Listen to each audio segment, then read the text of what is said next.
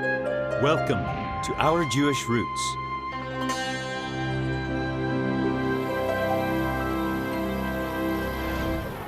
Now faith is the assurance of things hoped for, the conviction of things not seen. For by it the men of old received divine approval. For whatever was written in former days was written for our instruction, that through endurance and through the encouragement of the Scriptures we might have hope. Faith for the future, our journey with the Patriarchs. Thank you so much for joining us today. I'm David Hart. I'm Kirsten Hart. I am Barri Seif, and we are looking up. Yes? Right, and the whole series is about faith for the future, and sometimes we look at the stars for our future, but there was a message for Abraham that came down from up there, right? Yes, he looked up and God spoke to him through the cosmos. What a story. All about his future and many, many generations to come. You know, I've been out at starry, starry, dark nights and looked at the stars, and it's very inspirational. What's our drama today? Well, it speaks to that piece of inspiration, to tell you the truth, and we're going to see it now, where Abraham is beckoned to go out and gets a vision for the future by looking above and seeing the stars. After these things, the word of the Lord came unto Abram in a vision, saying, Fear not, Abram, I am thy shield. Your reward will be exceedingly great. אז הזכרתי לו שאין לי ילדים. שאלתי אם עבדי יירש אותי. איזה מין גמול זה? אליעזר יירש את כל רכושנו. הוא לא מהמשפחה שלנו. אבל כן יהיה לי ילד שרי. כן יהיה לנו יורש. אדוני הבטיח.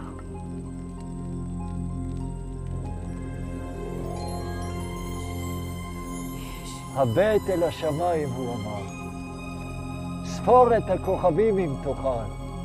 כה רב יהיה זרעך.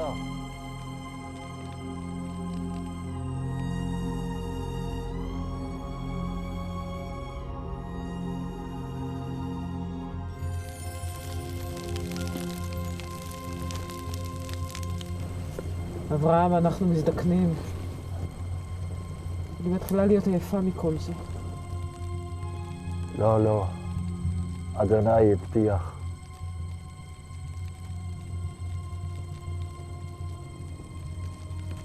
אז שאלתי אותו, איך אדע שאני אירש את הארץ הזאת? ומה הוא אמר? הוא אמר להכין מזבח, וכך עשיתי. עגלה, עז, איל, תור וגוזל.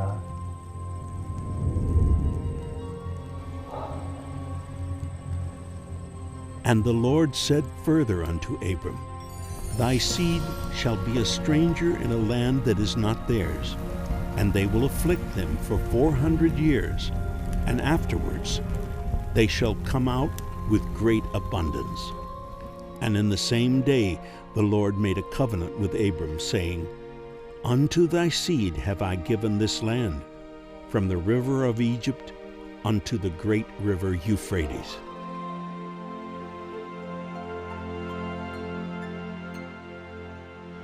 Vayomer habatna hashemayim. And the Lord said to Abram, look up now. I mean, he was looking down. He was discouraged. He was deflated. Things didn't make sense to him. And then he got the word. It says the Lord appeared to him, the word of the Lord, and said, look up now.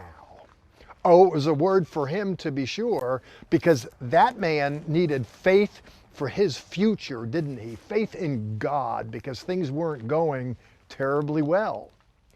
But then he got the word, look up now. I want to look at the word, in fact, and see the particulars of it. Speaking of the word, you know, in the Hebrew Bible, the scripture is referred to as Etz Chaim, the tree of life, with Abram now, let's look up now. Because he says here, Yehieh Zareka, he said, your seed is going to be multiplied. And listen to me, if you're an agrarian, as they were back then, your seed is your future. Seed back then is a 401k today. It's a retirement plan. Look up, fearful, you have a future. You might not feel it, you might not see it, but it's there. Now, we want to talk about faith for the future, and I want to alight upon the fact that Abram bought into the program. He lived proleptically, that is to say, he embraced it before he got it. And the reason why I say that is because in verse 6, it says, and he believed in Adonai, and he reckoned it to him as righteousness. Righteousness wasn't going to church Sunday morning, Sunday night, and on Wednesday, and all week if there's a revival. I'm not trying to discredit that, but it's believing in God. It's having faith in Him for the future. He did that. He took that step. And then we're told subsequent to that that God made a covenant with him. He entered into a relationship to facilitate the promise of a seed of offspring and then a place for the offspring to go. We're told in chapter 15, verse 18, later on that day, Adonai cut a covenant with Abram. In Hebrew, there's no verb to make, it's cut. You've heard the expression to cut a deal. Well, that's where it comes from, literally, the verb to cut. He made a contract with him. And he said, I will give to your seed, Zara Israel, the seed of Israel. And by the way, there are people who are of the seed of Israel, but they're not of the religion of Israel. I mentioned that Benjamin Netanyahu's father, a famous professor, argued there's some 30 million Hispanic people in Central and South America descended from Sephardim, Spanish Jews that came to the New World. They don't practice the religion of Israel, but if they're checked out genetically, they belong to the people of Israel. There are certain people that have stirrings within them toward the Hebrew people. It might not be just something spiritual, it's something genetic. There's a kind of impulse there. In any case, he doesn't say, so shall your religion be. He says, so shall your people be. Spread out. He says here specifically, he gives boundaries. He speaks to people about a place. There's a territorial dimension. He says, I will give it to you from the river of Mitzrayim, of Egypt, to the great river, the river Euphrates. Now, if we're looking at the ancient world, we're looking at two big markers there. And there's real estate placed there for the Hebrew people right at the southwestern portion of the Fertile Crescent. Abraham is on a journey. He's on a journey with God. He's a bit discouraged, and Sarah is too. Hope for a future with children seems not very doable, but with God, all things are possible. The Lord gets a hold of this fella, slaps him up a little bit, gets him looking up some. He does, he believes, God makes a promise, gives him some land, and the rest is history for him and for those who imitate him, for you as well.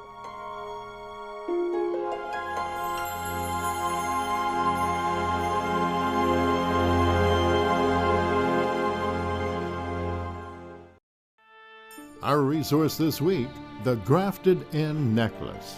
Wearing this lovely sterling silver rendition of a classic messianic symbol shows you recognize the Jewish roots of your Christian faith and stirs curiosities and witness opportunities with this tribute to light, the Lord, and abundant love.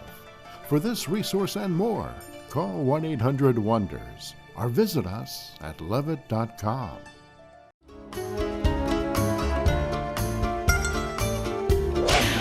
Shalom, shalom, Yerushalayim. Shalom, shalom, shalom. For the holy city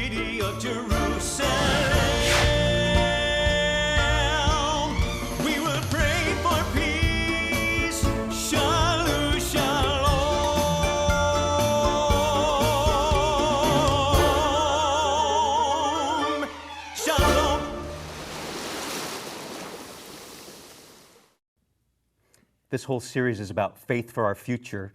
Kirsten and I never dreamed in our wildest dreams that we'd be going to Israel 2 times a year. We have the faith now that Israel is in our future. Right. We'll be going back. Yes. Also, for you to have faith that Israel could be in your future. Pray about it. We would love for you to join us on a trip to Israel. We go both in the fall and the spring. Information right here on levitt.com. It's not just a vacation. There's something Right. very inspiring. And looking up to the stars, of course, as noted, Abraham was inspired. Someone wrote not long ago, they said, boy, I wish I could give you $1 million. And I was indeed appreciative of that for the ministry's sake, but I'm not looking for $1 million checks. Inasmuch as Abraham looked up and saw a bunch of stars, if everyone who watched this program just did a little, that would really help us to move forward a lot. I mentioned that, please, I'm looking at the stars. I'm looking out at you, all the friends that your last name isn't Gates, but you are in love with the Lord in this program. If you could pick up a pen and do a little, we surely would appreciate it a lot. We'll get to hear from your beautiful and intelligent wife in a minute, but first let's peek into the lives of Sarah and Hagar.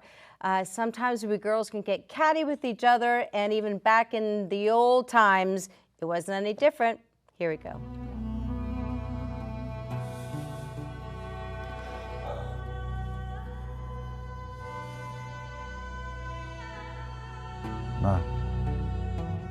מה קרה? זאת הגר, לא? זה לא בסדר. שרי, תפסיקי. אתה מעדיף אותה. תמיד העדפת אותה.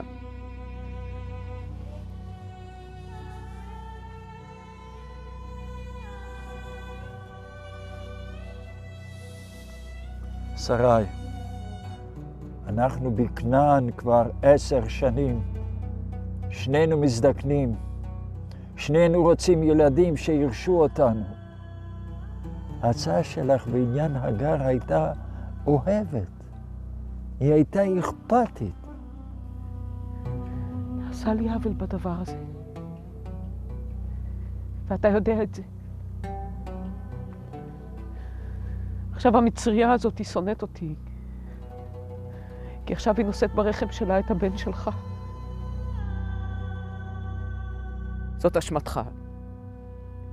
ואתה תצטרך לחיות עם זה. הגר היא השפחה שלך. עשי בה כרצונך.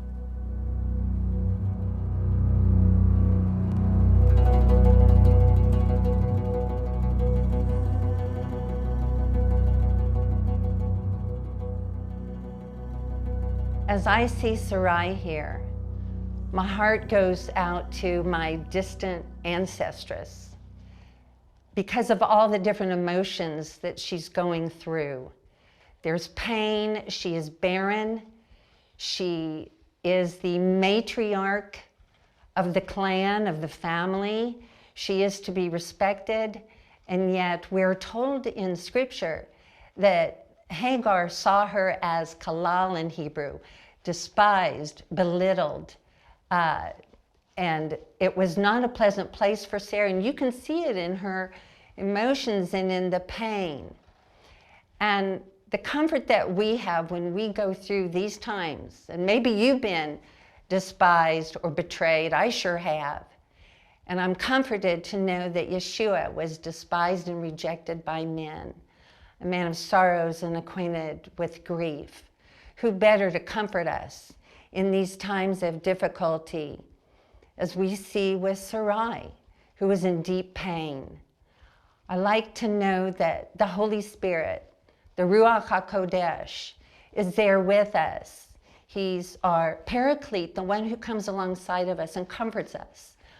And Paul encourages us as well in 2 Corinthians, the 1st chapter, that blessed be the God and Father of our Lord Jesus Christ, the Father of mercies and God of all comfort, who comforts us in any of our affliction with the comfort that we ourselves have in Jesus, so that we can comfort others.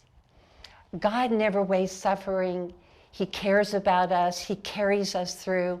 And we know the end result because we know about Sarai, that she becomes Sarah, and she's the mother of many. But there's the journey of going through, and God is faithful. If we can't see his hand, we can certainly trust his heart. Barry was mentioning that Hagar now was belittling Sarah. Sometimes when there are two wives and one husband, there could be fighting happening, but that even happens among women. And I think sometimes we set our minds to what we want. And I think Sarah wanted Hagar to bear the children because she couldn't. But all of a sudden, that ugly thing called jealousy kind of started stirring up in Sarah, and Sarah sent Hagar off. But God saw Hagar. God saw her pain and her shame and her hurt and sent a word through an angelic being of promise and prophecy. Let's watch that now. And Abram said unto Sarai, Behold, thy maid is in thy hand. Do to her as it pleaseth thee. And when Sarai dealt harshly with Hagar, she fled from the face of Sarai. And the angel of the Lord found her by a fountain of water in the wilderness, by the fountain on the way to Shur. Hagar,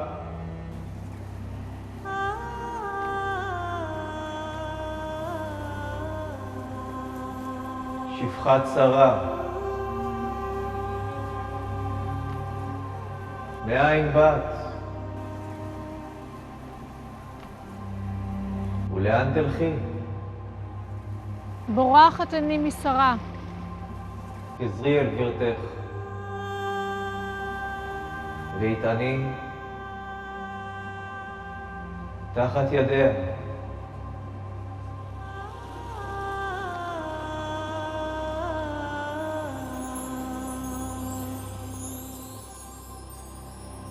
הרבה הרבה את זרעך, עד שלא יספר. עינך רעה, וילדת בן, ושמו ישמעאל. כי שמע השם אל עונייך, והוא יהיה פרא אדם, וידו יד כלבו. ועל פני כל אחיו ישכון.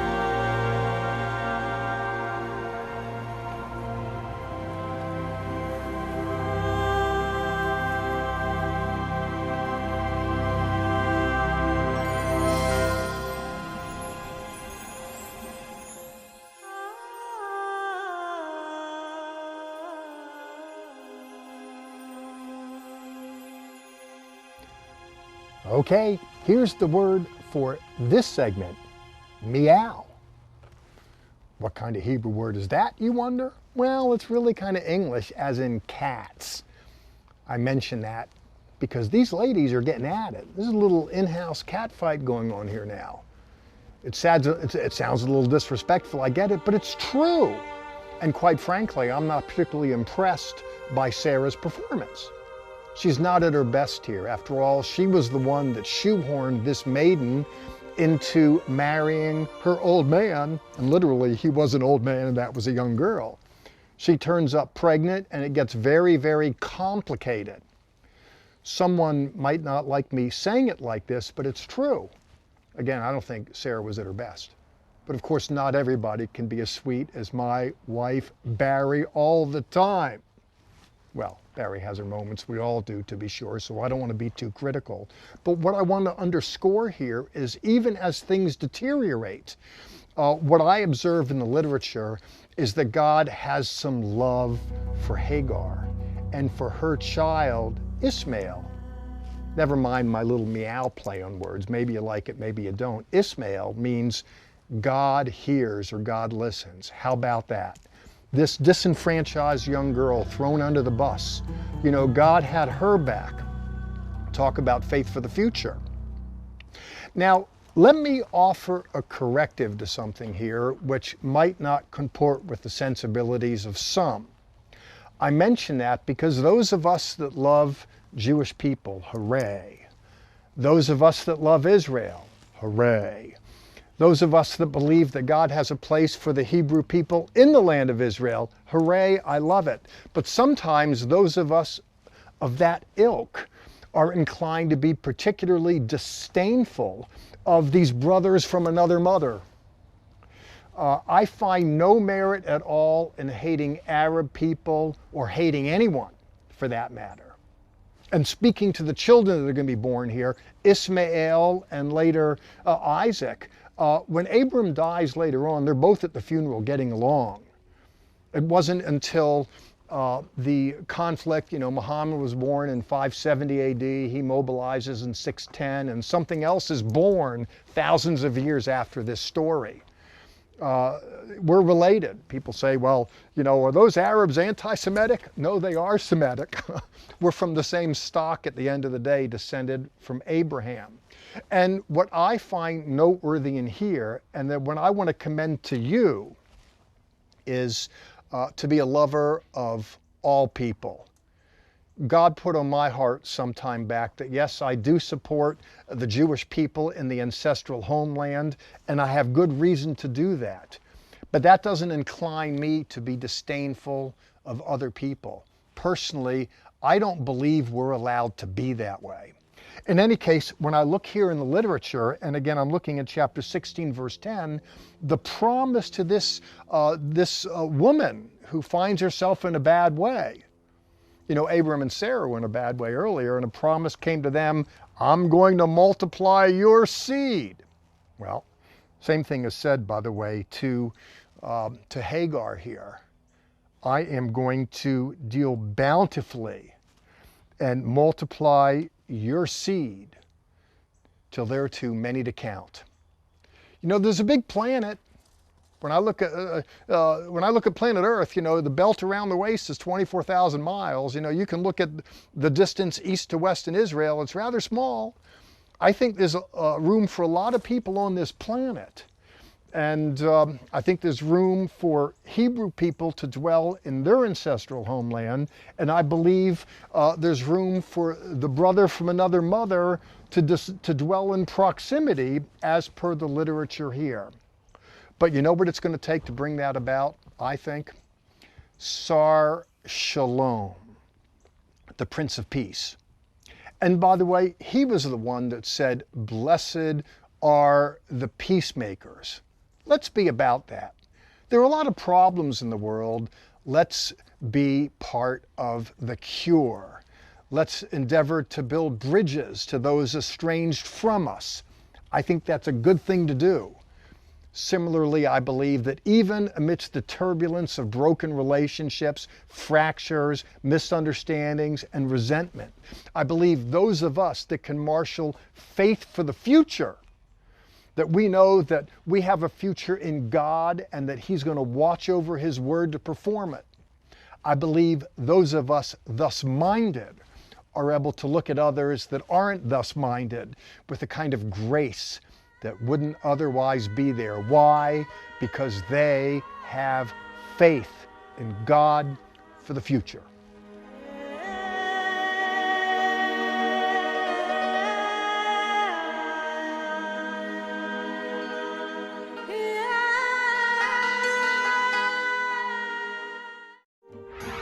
Join us right now for additional content that is only available on our social media sites, Facebook, YouTube, and Twitter. Visit our website, levitt.com, for the current and past programs, the television schedule, tour information, and our free monthly newsletter, which is full of insightful articles and news commentary. View it online, or we can ship it directly to your mailbox every month. Also on our website is the online store. There, you can order this week's resource, or you can always give us a call at 1-800-WONDERS. Your donations to Our Jewish Roots help us to support these organizations as they bless Israel. Please remember we depend on tax-deductible donations from viewers like you. In your last teaching, you talked about Ishmael. And I think we believers in the Bible kind of kick Ishmael to the side because it's all about Isaac. He was the promised child. But you also mentioned and taught that there was a covenant blessing and promise that God himself gave to Ishmael, correct? I don't believe in kicking human beings to the side, period. And I believe race hate is unacceptable. And I'm all for, as I'd mentioned in my teaching segment, supporting Israel. But I don't want to hate the brother from another mother. That does not comport with my sensibilities. That offends my understanding of what it means to be Christian.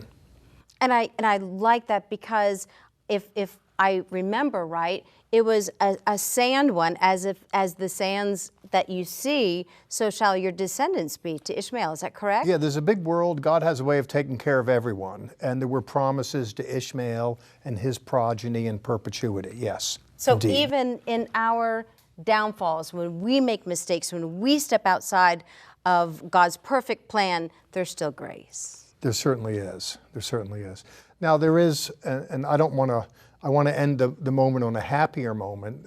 There are people that are invigorated against Hebrew people in Israel of Islamic extract, and I think that's unfortunate. That needs to be stopped. We need to find a way to build bridges of peace, and the Bible gives us insights on how to do that. So much more in this series. Thank you for your teaching today. We end our program. As always, Sha'alu Shalom Yerushalayim. Pray for the peace of Jerusalem.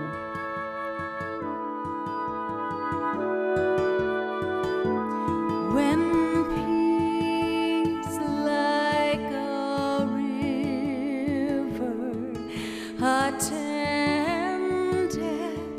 my way, when sorrows like sea billows